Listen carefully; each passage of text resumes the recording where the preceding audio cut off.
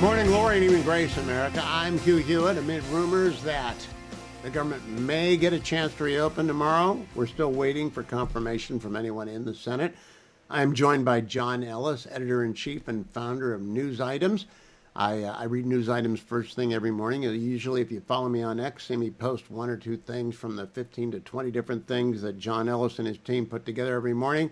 But John, I'm glad you could join me because I'm not here tomorrow, and I wanted to talk to you about the elections, and I want to start in Manhattan because I kind of expected Virginia to go blue, not by the margin that it did, but I did not expect Mr. Mamdani to get a absolute majority. So, Comrade Mamdani, he thinks he's got a mandate, does he?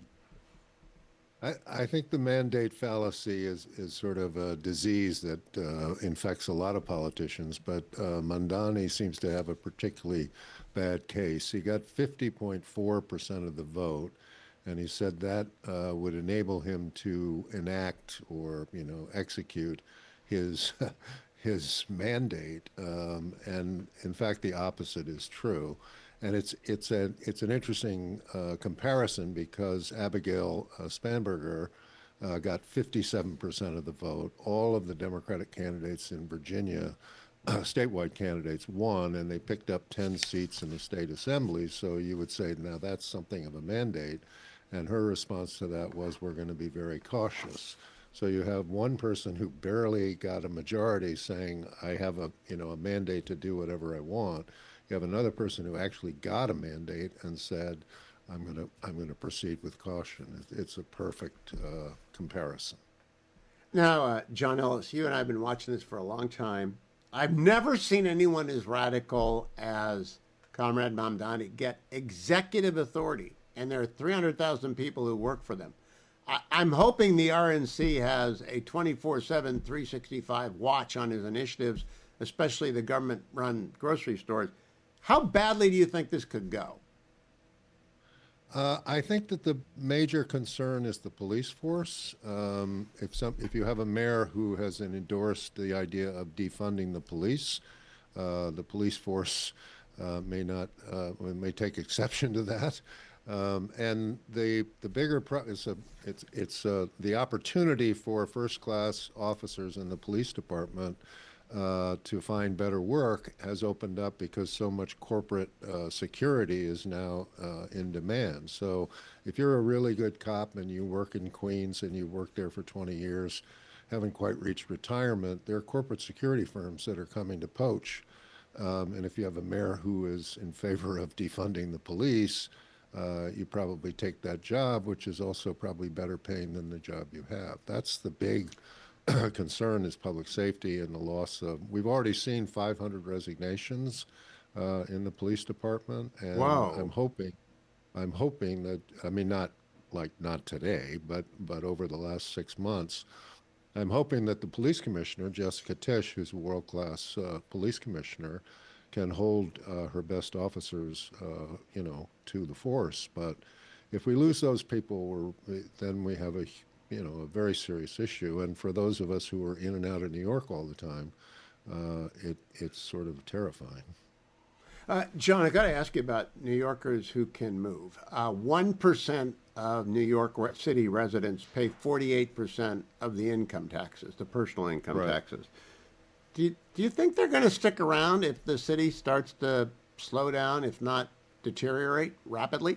I, I don't know about that. I mean, the Midtown real estate market is through the roof at the moment, where it had been essentially dead after the pandemic. And it's very hard to convince, J.P. Morgan Chase, which just built this huge office building on 47th and Park, the idea that they're going to pack up and move to Dallas or to Florida, that's not going to happen. But the question is, where will we be a year from now or a year and a half from now? If public safety is a huge issue, if the Mamdani administration has gone off the rails and the city, is sort of reached Dinkin era dishevelment, then I think you'll begin to see some exodus. The problem, that's not a problem, but New York City is attractive precisely because everybody else is in New York City, so to speak. So if you're an investment banker, a hedge fund manager, somebody in the tech industry, those people, your peers, are here. So the likelihood is we won't see an exodus immediately, but if things turn really for the bad, then an exodus will occur, I think.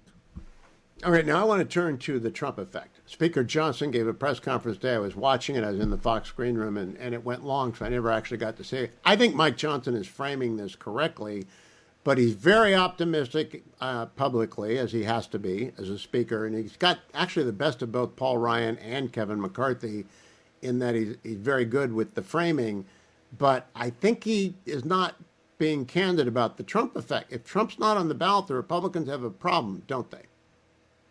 Yeah, I mean if you look at the results, in Trump does very well, and Trump did very well in exurban and rural communities. A really juiced turnout there, not just in 2024, but in 2020 and again in 2016. And if you look at the election results by county in those exurban and rural counties, the vote was down significantly. So with Trump not on the ballot, the Republican vote, so to speak, writ large, is less. And I don't think it would have made any difference in New Jersey or Virginia, but the margins would have been slimmer. And obviously, looking ahead, Trump is not on the ballot again. So that's something that the Republicans are going to have to worry about and think about. They're going to have to hope that he's out there on the stump. Now, you've also watched a lot of elections. Does a president campaigning hard matter in a midterm election? Depends on where the president is, obviously. If the president has a high favorable rating, then it's obviously a positive. But what a president does, particularly in Trump's case, is he gets out voters whose sort of political commitment, if you will, is to Trump. So if Trump gets out and says, "You got to vote. I'm asking you for it. Please do it." That's going to juice turnout a little bit. The interesting thing about the midterms was that Trump did none of that in person in California, Virginia, and New Jersey. They may have sensed that they were going to lose there, so they didn't want to put him in a losing situation. But I think that was part of the reason that the turnout of the, quote, Trump voters, end quote, was diminished. That was my tell. When he did not show up in person in New Jersey, my optimism about Jack Ciattarelli faded. Let me close by talking about the hiring freeze and whether or not corporate America has finally ended it. News items covers hiring better than anybody, and I like to see what the stories are about that. Overall, is America hiring again? No. There are three things. The big three are the tariffs. The corporations have eaten about 2/3 of the tariff costs, so they have to cut on the spending side, and that means layoffs. Second is robotics is beginning to really affect employment in factories and warehouses. Amazon expects that it will take its workforce from, I think it's 1.4 million to 1 million because of robotics. So that's a big deal. And the third thing, which is is a real problem, is that once AI is sort of applied specifically to the legal profession, the accounting profession, the insurance agency profession, you're going to see, cuts in the employment there of 5% or 10% or even 15 or 20%. And that's inexorable. That's not going to stop at some point. That's going to get more and more pronounced. So as AI takes jobs, and those are white collar jobs in the main that they'll be taking, that's another thing to worry about for sure. Quick comment from I went to Bob Barnett's memorial service this week, sitting next to a publishing guy, and he said the one thing I tell my kids is AI can't replace creatives. They go into the arts, go into theater, go into music, go into stuff like. Do you agree with that? Because I kind of thought, well, that might be true for live performance, but I'm not sure it's true about music. Well, my son is a talent agent in the music industry, and what I told him to do was to figure out how to use AI to augment and improve and perhaps create music that people will, listen to. And I think that, the Kanye West, or whatever his name is these days, is at the forefront of this, using AI to make music. There's going to be a lot more of that. We'll see.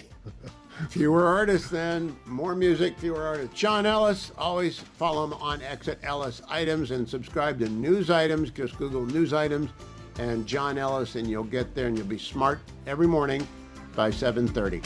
Thank you, John. I'll be right back, America. Stay tuned.